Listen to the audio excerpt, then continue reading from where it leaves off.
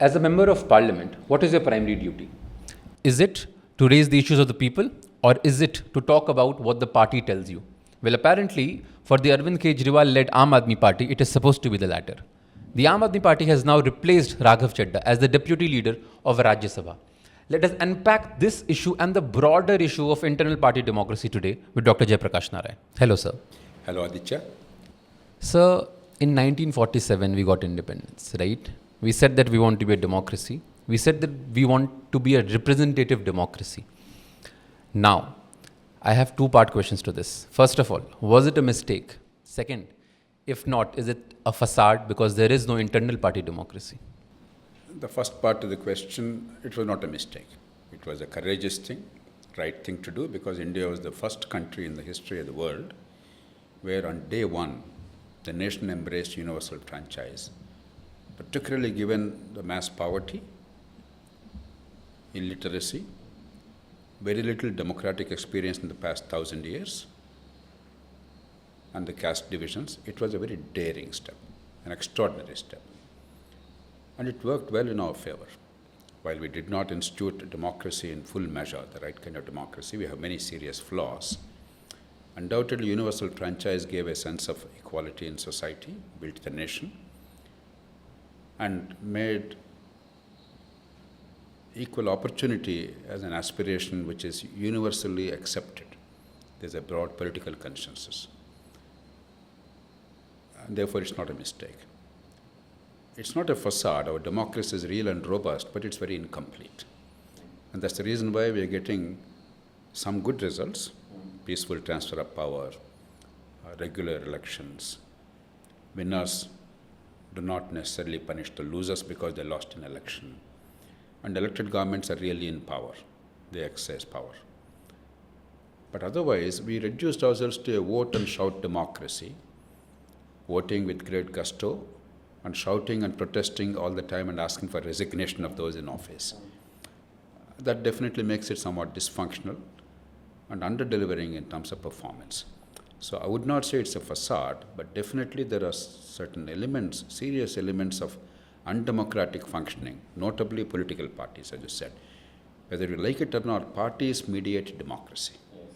Parties are the platforms for people's political participation. The only exception in the world is, to a large extent, Switzerland. But that's a unique exception with hundreds of years of history and culture. A very small country, local communities are very strong, the cantons and the local communities. It's not replicated anywhere in the world. And broadly speaking, it's inconceivable to think that a democracy can run in the long term without political parties. But if the parties themselves are autocratic, entirely under the sway of an individual, they function like political fiefdoms. They function like private estates. Then obviously democracy is seriously distorted.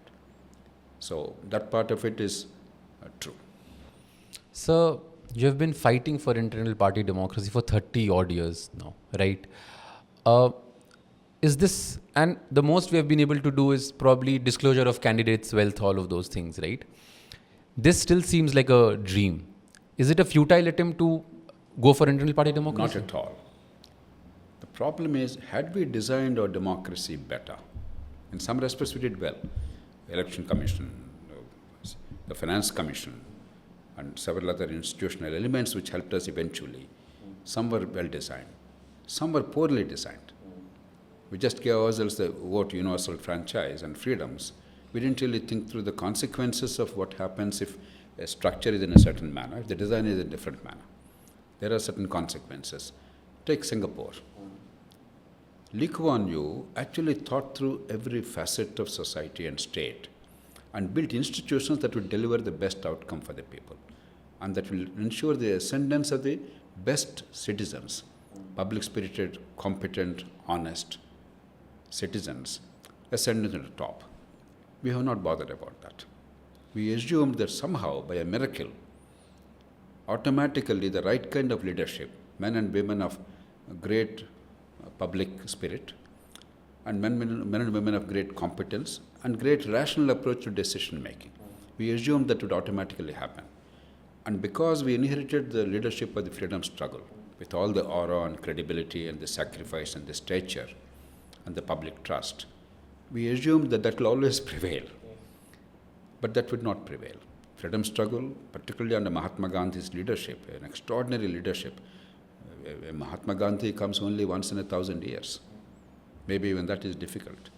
So we had the privilege of such extraordinary leadership, and he built, and leadership of great quality arose across the country. A galaxy of leaders emerged. We presumed that it's natural, that would happen automatically. We did not realize we have to nurture it. We have to build a political party structure that facilitates it. And therefore, the four functions of parties, we have failed. The first is attracting the best talent into politics and public life.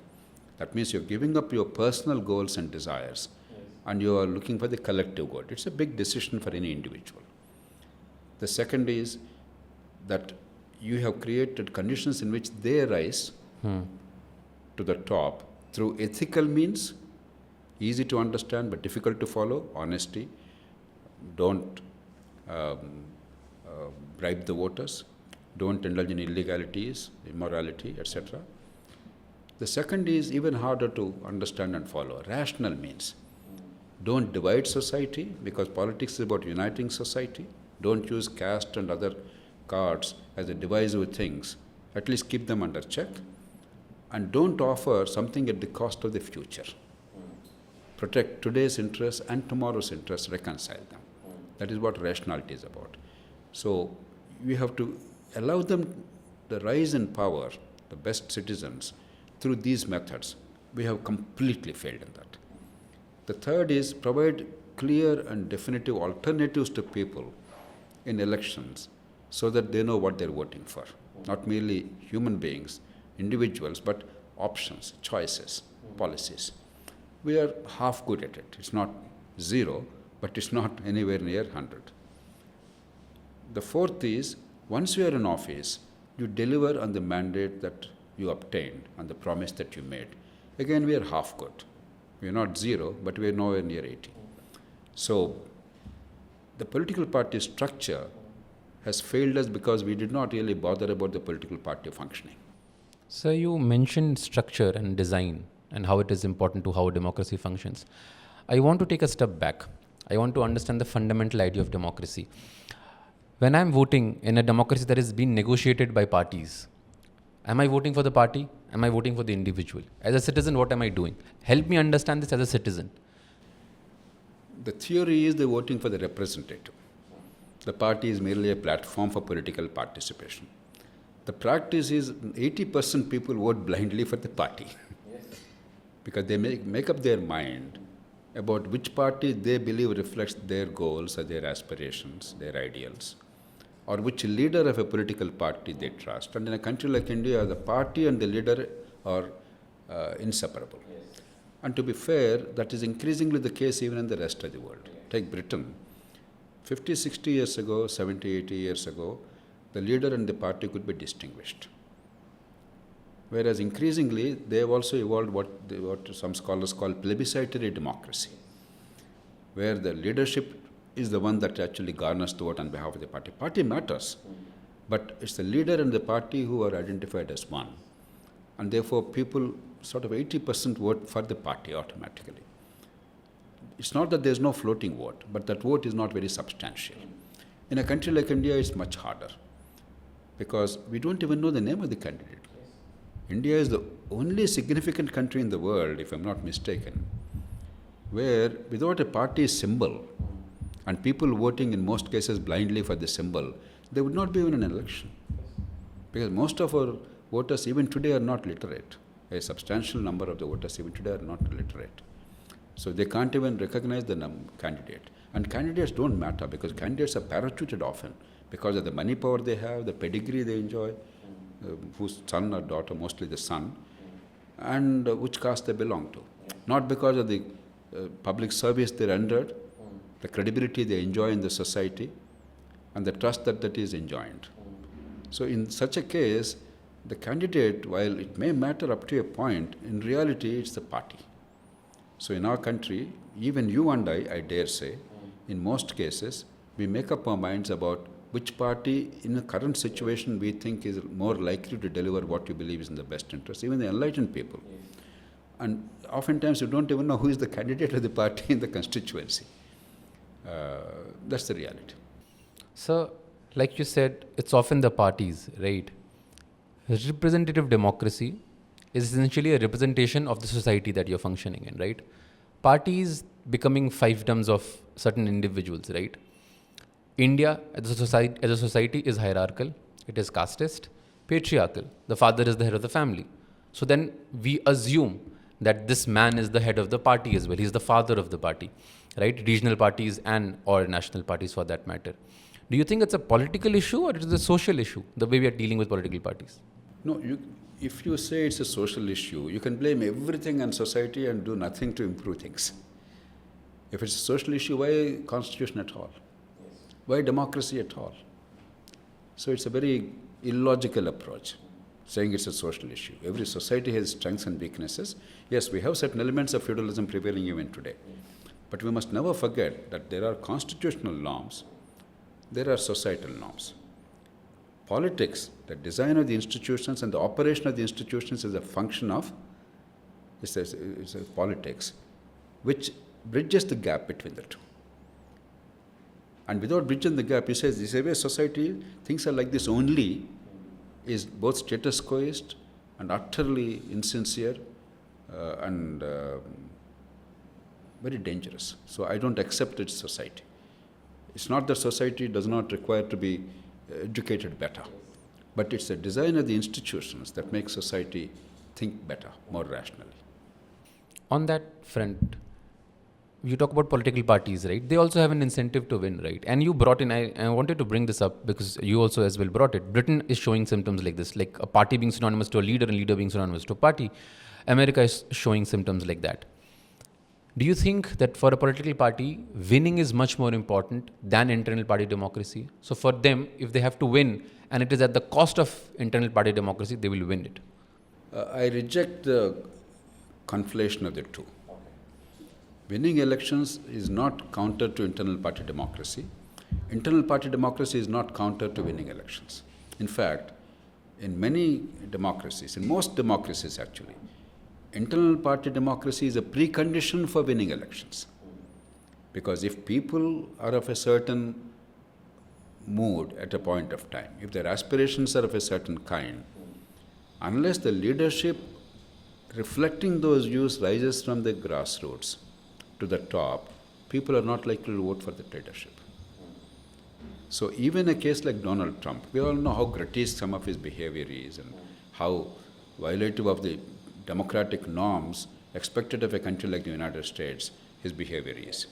But his rise has been through internal party democracy because he represented a certain set of ideas and aspirations at a certain point of history in American society. He rose to the top. Supposing Trump is not allowed to rise to the top despite his ideas, good, bad, ugly, gaining significant traction in society. Somebody is a leader who does not represent our values and our attitudes and our beliefs. Forget the nature, code of conduct. Don't confuse between the style and the substance. I'm talking of the substance now. Then a significant section of the Trump voters probably would not vote for his party. Therefore, internal party democracy and electoral success actually go together in a rational design. Because we failed to do that, we are now taking the easy option. Somehow we have to win. No, winnability demands something, because you have all ugly practices like spending 50 crores for an assembly election in Andhra Pradesh, Karnataka, Telangana and Tamil Nadu. And therefore, I require the fellow who can spend 50 crores. I require a leader who can command 6,000 crores in order to have a chance. And therefore, this is the only way to win. That is a vulgarest form of discussing democracy or analyzing democracy. You created a condition which made it dysfunctional. You make the dysfunctionality as a norm, and you are saying only a bad leader can operate in dysfunctionality, and therefore this is the way it is. That is the worst form of argument. So on that front, because you brought this back to Andhra Pradesh, Telangana, Karnataka, India, citizens often don't feel tangibly the difference between certain things, and I want to ask you that, right? So there is an MLA, there's an MP, there's the party president, there's a member of the party who is a minister, either at the state level or the union level. And then there is your CM or the prime minister. Is there a hierarchy of these people? In real world there exists, like you have an MP, then a party president, then minister, then PM? Or should all of them be equal, ideally in a democracy? See, in terms of executive power, obviously the ministers in the cabinet and the prime minister, in our case, they have primacy. But remember, they are accountable to the parliament. They are responsible to the parliament. Constitutionally, the government cannot survive for one day if it does not command a majority support to the parliament. Correct. Or the state legislature. Therefore, an executive power, while their ears are to the ground, they follow what the House is saying, they follow what the people are saying, or they follow what the party cadres are saying. But ultimately, they have to make a judgment call. Sometimes the decisions are pretty simple and straightforward. Sometimes they can be conflicting interests, and therefore trade-offs are necessary. One of the hardest things in democratic governance, or in management for that matter, is trade-offs. You can't have everything. You must decide what is the priority and how to maximize the public good, optimal decision. So that decision-making is inevitable. That's why nobody wants to undermine the executive branch of government. That's why the Prime Minister, though he is first among equals in the government, notionally, the Prime Minister's final prerogative to enforce discipline, get the laws made as he thinks or she thinks is in the best interest of the country, they are enforced by other means. For instance, it's the Prime Minister that decides who is a minister. Therefore, the political fortunes of a significant number of the legislators depends on the leader. It's the Prime Minister who can actually call for dissolution of the Parliament or Assembly in case of Chief Minister. That is the ultimate power. With the members and the national or the state or the electorate's view, and the executive and legislature are completely irreparably, the relationship is lost, then there's no choice. You have to go back to the people. So you must accept the primacy. But once the executive decision making is given that primacy, subject to responsibility to Parliament in our system of elections, unlike the separation of powers doctrine of United States, etc. The legislator is absolutely free and supreme. Legislator represents not a party, not an individual, not even his constituency. Legislator represents the whole state or the whole nation. Certainly reflects the constituency's views, but can transcend those views. The idea of representative democracy is people trust you to make decisions on their behalf. You are not merely a conduit to convey the people's views or decisions. Certainly, you will take into account wisdom demands, common sense demands that you take into account your constituents' views. But a leadership also demands that you actually lead, not merely follow like sheep.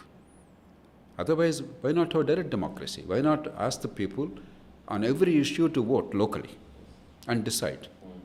Again, with the sole exception of Switzerland, to a significant extent, there's no country which successfully adopted that. It's simply not possible. That's why mechanisms like referendum are very dangerous. They appear very seductive, very attractive. Look at Britain, how the Brexit, one of the most mature democracies with 800 plus years of history, evolution, bungled very badly in a moment of anger and passion in going for Brexit. And see the consequences they are now reaping. So you cannot leave complex decision making to people's emotional volatility. You cannot reduce complex issues to yes or no choices. You require representative democracy. And therefore a representative must have the freedom to articulate her point of view as she deems fit and be accountable to the electorate. If you are going way out of line, then people will punish you. Yes. But you cannot take away the voice. That's the reason, that's the basis of your legislative privilege. That a legislator is free to say whatever she likes in the House. You cannot hold a legislator in contempt in a court of law. You cannot sue them. You cannot abridge that right. You cannot punish them for saying whatever they want to say in the House. The House may, for a conduct unbecoming of a legislator, punish the legislator. But the society and the judiciary and the legal system cannot curtail the liberty of a representative to represent. That is inherent. So on that note, on the sort of responsibility or the eligibility of the representative to represent, You said that fighting for internal party democracy is not futile, right? It's vital. Yes. Then a new party emerges, right? A party that comes from reform movement, right? A party that is supposed to be more intelligent, a party that is supposed to be more rational. The party repeats the same mistake. A Rajya Sabha MP is told you cannot speak anymore because you're not towing the party line. It's not like you're talking rubbish. It's basically telling them you're not talking what we want you to talk. Even if the new parties are doing this, where is hope? That only shows that while the intentions probably were honorable when they founded the party, in this case AAP you're mentioning, Raghav Chadha case, they have not thought through the issues carefully. They reduced it to a battle between X and Y. They thought that is enough. They did not understand the structural issues, the deeper issues. And they simply rode a wave of populism at a point of time. It was not a genuine reformist effort. And therefore, eventually you become part of the problem because you embrace the same political culture without altering it. Therefore, any reformist elements must have two things in mind. Are you slave to the same culture? Then you are a part of the problem. And two, have you understood the design problems, the way the system is designed, and therefore the incentives are there for the political party, for the candidate, for the voters, etc., and therefore outcomes are unvaryingly bad? Yes. Or is it, have you an alternative vision of how to articulate and fight for it? You may not get it overnight. Yes. No reform is easy. A reformer must have infinite patience, as Mahatma Gandhi said. But as Einstein said, if you do the same thing all over again, repeat the same thing all over again and expect different results, that's the definition of insanity. So if you behave exactly like other political parties, if you accept the structural constraints that are imposed today as normal, that's the only way things are done, you will not get a different outcome. There will be some marginal impact here and there. That impact is there even within a party, traditional party, when a new leader comes or when a new government comes. But the fundamental change will not come unless, A, you are willing to establish a new political culture altogether, in membership choice, in leadership choice, in candidate choice, in the conduct of the legislators or the party representatives, and in terms of funding and its transparency and utilization in these four critical areas. So unless you actually change the political culture, and two, unless you look at the system as a whole, not create some villains and some heroes. There are no villains and heroes here. Everybody is the victim of a vicious cycle. We have a system where honesty, and I'm saying this with deepest sense of responsibility, honesty and survival and power are mutually incompatible in the country. Irrespective of individual personal honesty. There are plenty of Indian politicians even today who are personally clean and honest. But that does not make the system honest. It's not heroes versus villains. AAP's failing was to reduce that into heroes versus villains, good versus bad people. They didn't understand the systemic constraints or the political culture. I think now we must learn lessons from that. So this will be my last question. Because we talk about reforms within political parties, one of the most championed reforms or talked about legislation was this anti-defection law, right? That also seems to not work. And then you have this like weird fanatic about a political party that you have to be a supporter for life, you can't shift. It's like a religion. Exactly. Apostasy, you left the religion. My God, how could you leave the religion? Yeah, it's betrayal. Yes, it's betrayal. It's like a patriotism. Yes, and that also stems from the fact because there is no Indian party democracy, so you're betraying the man that built you, gave you your career, or the woman that gave you your career, and all of those reasons. I want to understand, in a mature democracy, individuals should be allowed to shift between parties when the parties don't align with them. Why is there so much craze about one political party you become a lifetime member of that party in India? Because our notion of tribalism and casteism has now pervaded the political culture also. We are not viewing ourselves as citizens with ideas and contestation of ideas and alternative programs. We are viewing it as religion, viewing it as our caste group. We are viewing it as betrayal. Anybody who defies and rejects is betraying. It's not what democratic political culture is about. What has happened as a result is terrible decisions had to be approved by legislation. Take the Shabano case judgment and the Muslim Women's Bill. I am absolutely certain a vast majority of Congress MPs, which party was in power at that time, with a great majority from Mr. Rajiv Gandhi as Prime Minister after Indira Gandhi's assassination, they got more than 400 seats, unprecedented number.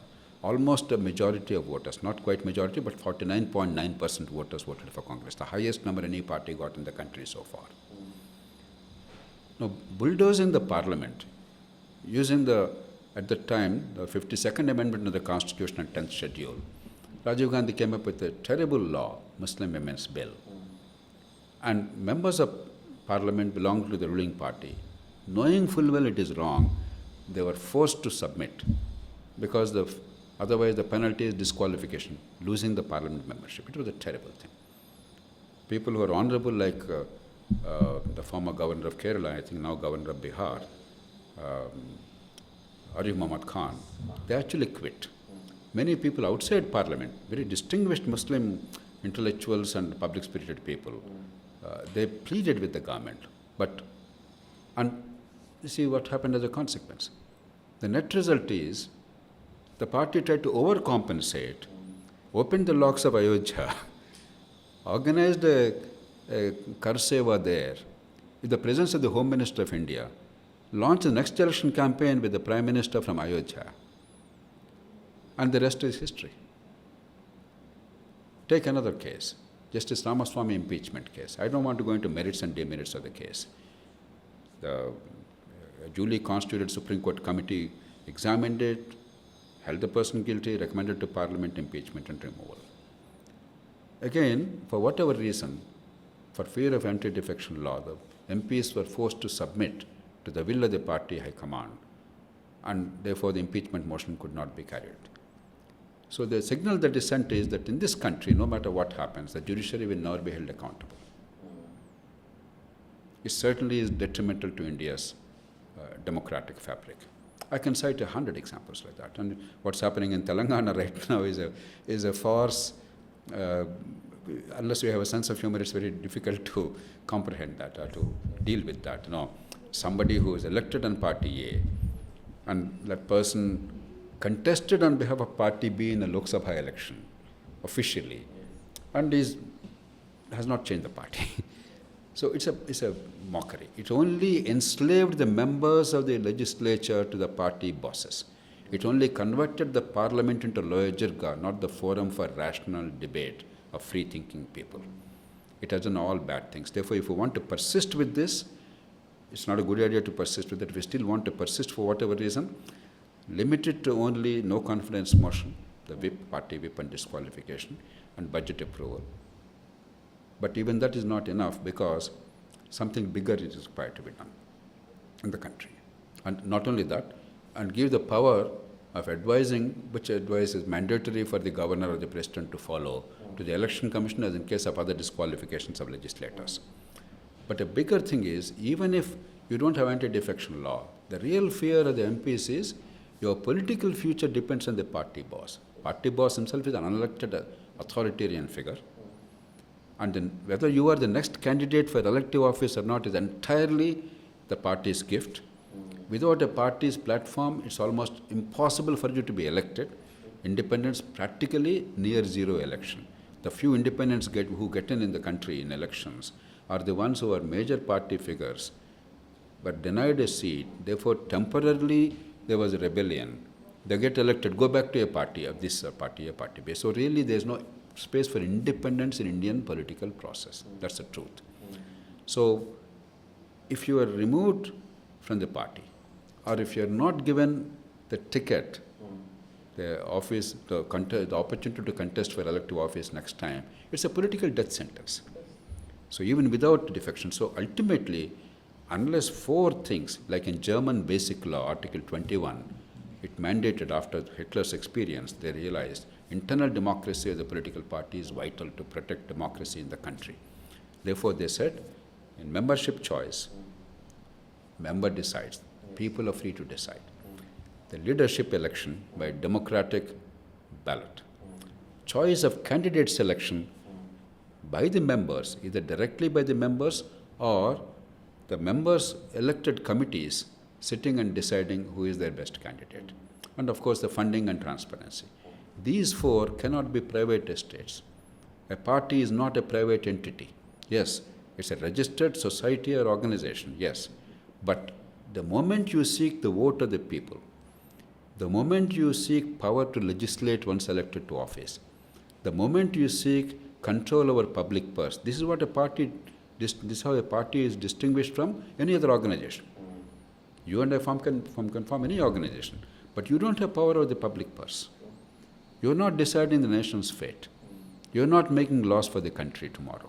You're not seeking that power. The moment you seek that power, you have to forfeit certain liberties of other organizations. It becomes people's organization. Therefore, the people and the members have a right. It cannot be owned by a few individuals. Thank you, sir. Thank you, everybody. That was Dr. Jayaprakash Narayan, bringing much needed nuance to this often black and white painted picture in the Indian democracy. Thank you.